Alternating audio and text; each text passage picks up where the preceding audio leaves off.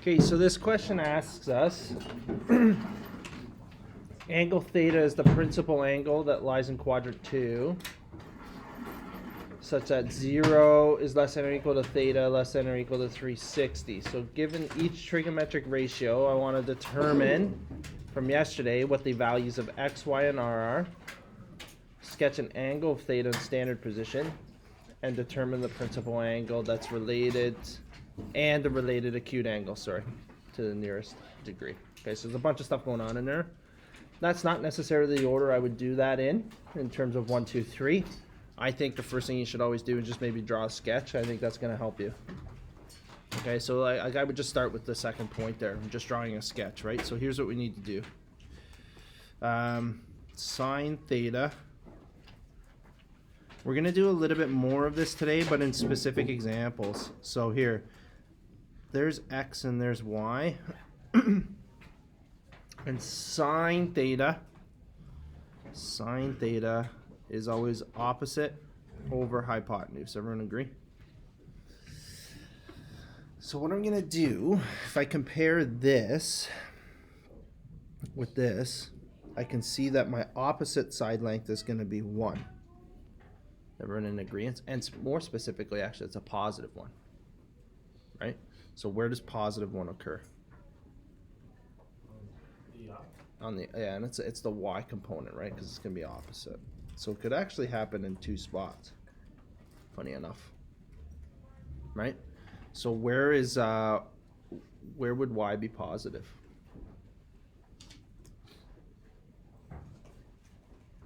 Is y positive down here? No. So y is going to be positive somewhere up in here. And specifically, like, we're going to have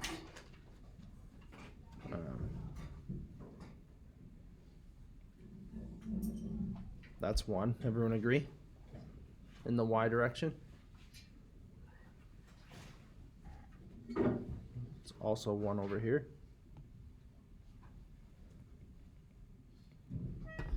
Everyone agree? I'm positive 1 in the y direction. And remember, I'm kind of orientating myself about the origin too, right? So, like, I know I'm going to do something like this.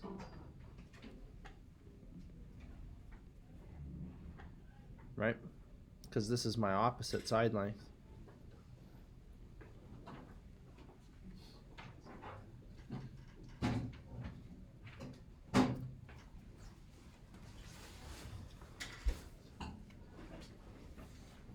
They're okay?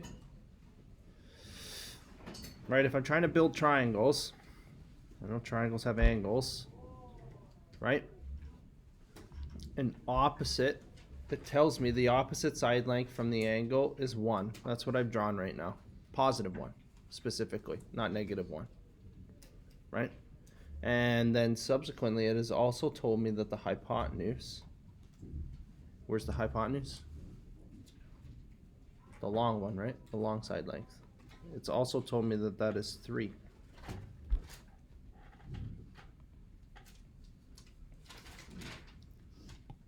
Is everybody okay? So that's my sketch, right? Where this is theta. Gabe? Wouldn't we be doing the right side because the hypotenuse is in the positive? We're going positive. Is the hypotenuse, can the hypotenuse ever be negative?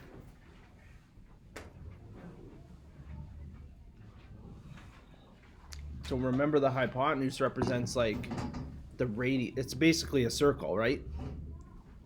So is the radius of a circle ever negative? So from a logic standpoint, the radius of a circle could never be negative. From a Pythagorean theorem standpoint, can c squared or c ever be negative? If c is the result of squaring 2 other numbers. So from a math standpoint, it also can never be negative, because it's not a product. It's a result of squaring 2 numbers. which I know when I square numbers, they become positive. So I know that this can never be negative, which is subsequently our hypotenuse. Right? So that can never be negative, that radius, if you will. Okay, so that's the hypotenuse, which I also know, if I'm going back to the context of this question here, I know the hypotenuse. So if I'm making a list, like in part 1 is asking me for y is going to be 1, r is going to be 3. Everyone agree? It asked me for x as well, though, right? And so x has to equal, I got to figure out what x is. So I know I can do that with x squared plus, this will be 2. Sorry. X squared plus y squared is equal to r squared. Where I get x squared is going to equal, oops, sorry.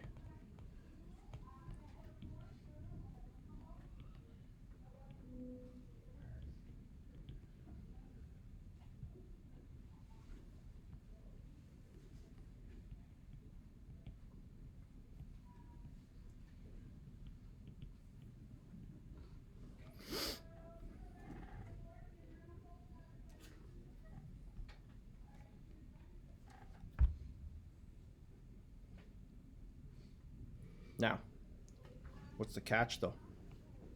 Are they both root 8? Robbie? One of them is minus root 8. Yeah, because this one has to be negative, right? Because I went in the negative x direction. Right? So if I wrote out the point here, does anybody know what that this point here, I'm going to color it in red. Do you know what that point would be if I drew that? This is this is why it's maybe tied into yesterday's lesson. What would be that point? If I had to label that point, like if it's point P. Point P is going to be what? Dylan? Negative root 8, 3. Yeah, it's negative root 8. And not 3, buddy. 1. 3 is the result from squaring those two components together and square rooting. Right? That'd be radius. And this point over here, we'll call this the blue one.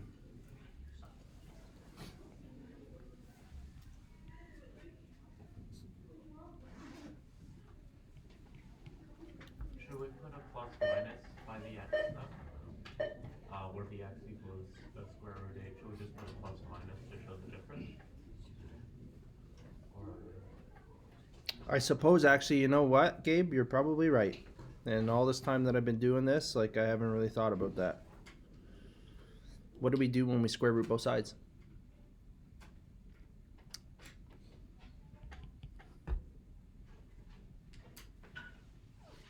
It's a plus minus.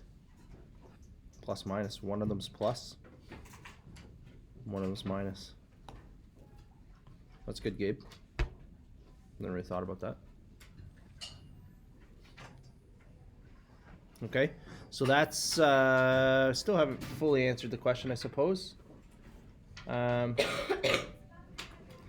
determine the principal angle theta and the related acute angle beta to the nearest degree.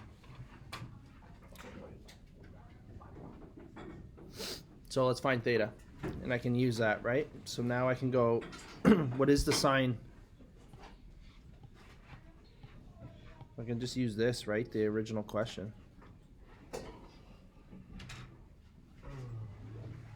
I need theta is going to be sine inverse of 1/3. We'll call that one theta. And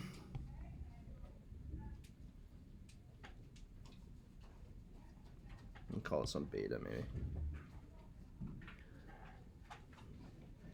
Sorry.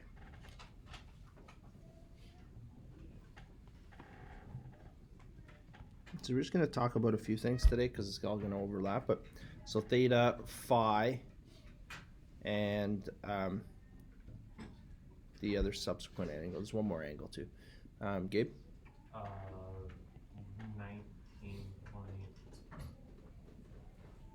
I'll go with 19. Oh, yeah, that's okay. We have confirmation of that. Okay. So here's the thing, theta and phi are equal in terms of their measurement from the x-axis. Everyone agree? Okay, agree or not agree? It's true. Beta, there's one more angle that we're interested in, and it would be what's the unit of measurement from there to there? Maybe we'll call that one beta. What is that?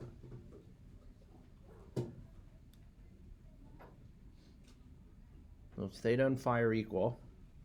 In terms of their relationship to the x-axis, they're the same angle. But they are different from the standpoint relative to 0 degrees.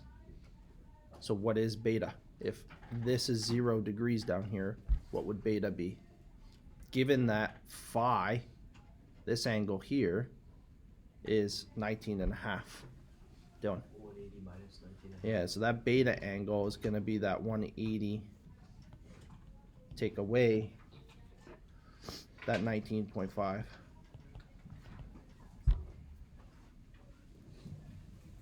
Which makes that what?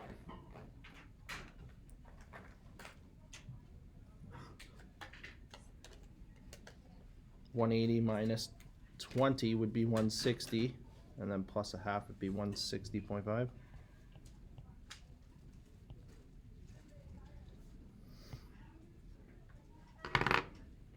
Is everybody okay?